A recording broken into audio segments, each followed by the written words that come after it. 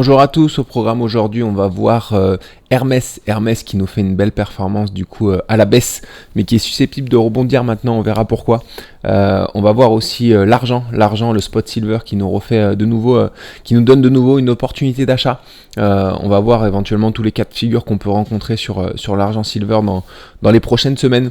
Donc voilà, mais on commence avec les indices. Les indices du coup le SP500 qui a corrigé c'est la semaine passée, mais qui la dernière là qui vendredi est resté un peu, a fait du surplace, plus ou moins du surplace, donc à voir comment on réagit sur cette zone, sachant qu'on a cassé ici, donc on est susceptible de faire un retournement pour repartir vers le haut. Il faudrait qu'on reparte soudainement vers le haut si on fait une correction latérale.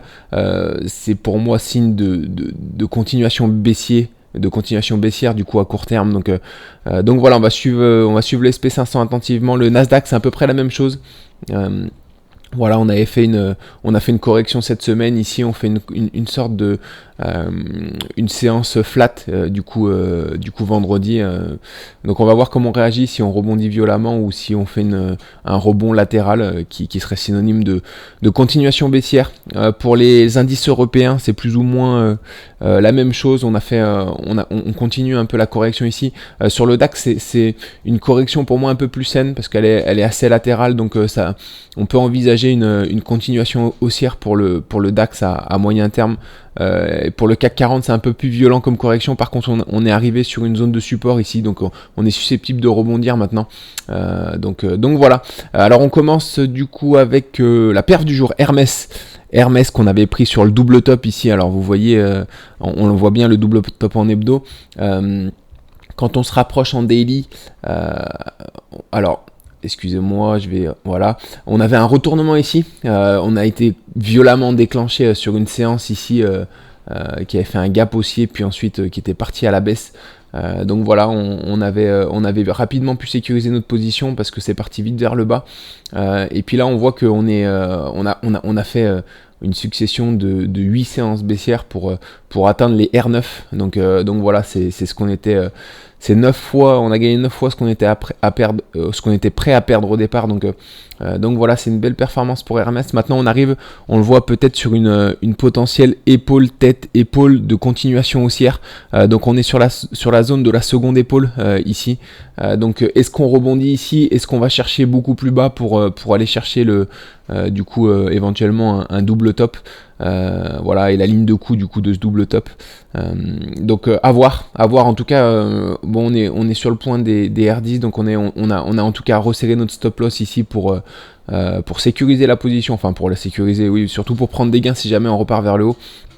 Donc voilà, à voir ce qu'on nous propose sur Hermès la semaine prochaine, mais c'est vrai qu'on est assez content sur ce trade. On a fait une belle opération. Concernant du coup le flop du jour, Disney, on est entré en position sur le double top ici. Alors pour rappel, on avait ce beau, voilà, on le voit mieux en hebdo, un beau biseau descendant, un magnifique biseau descendant qui correspondait également à un double bottom ici. Donc voilà, on attend un rebond qui a commencé ici. Les objectifs de ce biseau descendant ici sont les 117, donc sont bien plus hauts. Et ici on voit qu'on a également une belle consolidation latérale qui est souvent synonyme de continuation haussière. Donc c'est pour ça qu'on essaye de rentrer en daily en position ici sur le double bottom. Voilà, on a un retournement ici. Alors on est rentré en position déjà, mais on voit qu'on est venu corriger violemment jeudi. Du coup vendredi, là on s'est stabilisé un petit peu. Voilà, on va voir comment ça évolue. Est-ce qu'on valide ce double bottom et qu'on a réussi à le sécuriser et qu'on repart vers le haut tout de suite, ou alors est-ce qu'on repart vers le bas pour une correction plus profonde, pour éventuellement soit un biseau descendant, soit un throwback beaucoup plus profond sur un support. Donc voilà, on verra, si jamais on casse par le bas, on verra si on atteint ce niveau-là pour éventuellement chercher des retournements sur ce niveau-là. Je pense que ce sera la zone de support la plus intéressante ensuite.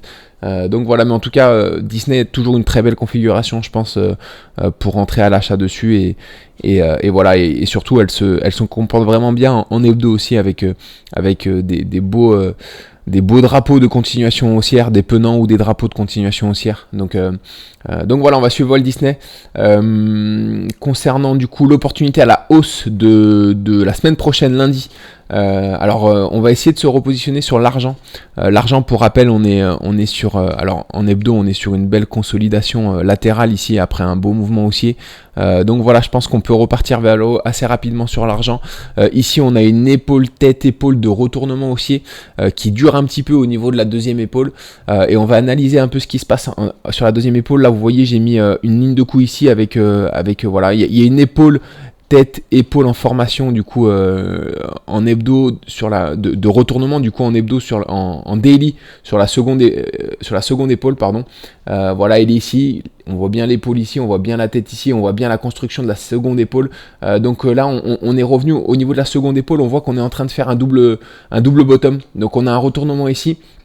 Donc on a pris la position pour éventuellement repartir à la hausse et atteindre cette ligne de coup qui se situera autour de notre R3. Donc voilà, ensuite si on casse la ligne de coup, bon ce sera bonus. Hein, donc voilà, mais on va essayer de rapidement sécuriser cette position.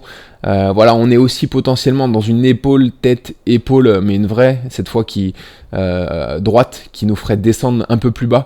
Mais voilà, j'y crois pas trop parce que on priorise toujours la grosse time frame, c'est-à-dire les grosses échelles de temps du coup en hebdo.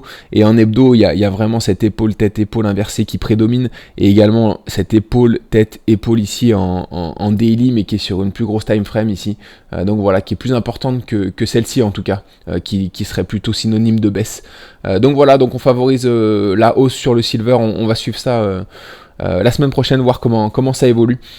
Concernant l'opportunité à la baisse, AstraZeneca qu'on avait pris déjà une première fois tout en haut, on était sorti ici en léger positif parce qu'on avait fait un violent rebond du coup, on avait fait un gap baissier puis un violent rebond.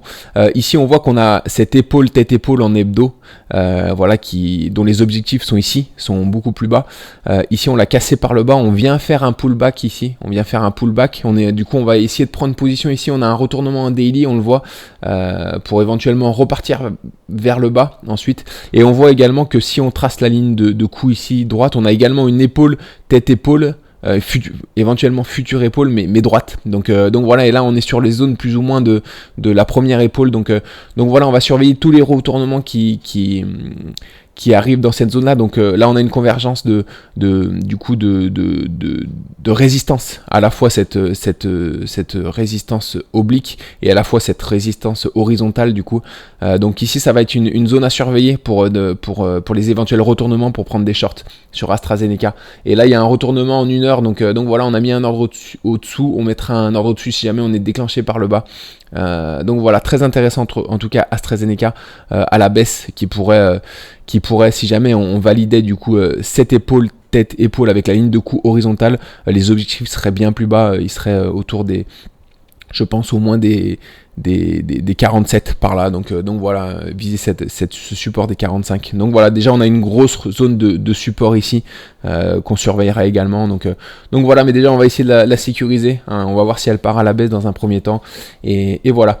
Du coup c'est tout pour moi ce week-end, je vous souhaite une bonne fin de week-end, et puis on se retrouve mardi matin pour le bilan de la journée de lundi. Excellente fin de week-end à vous tous, à très vite.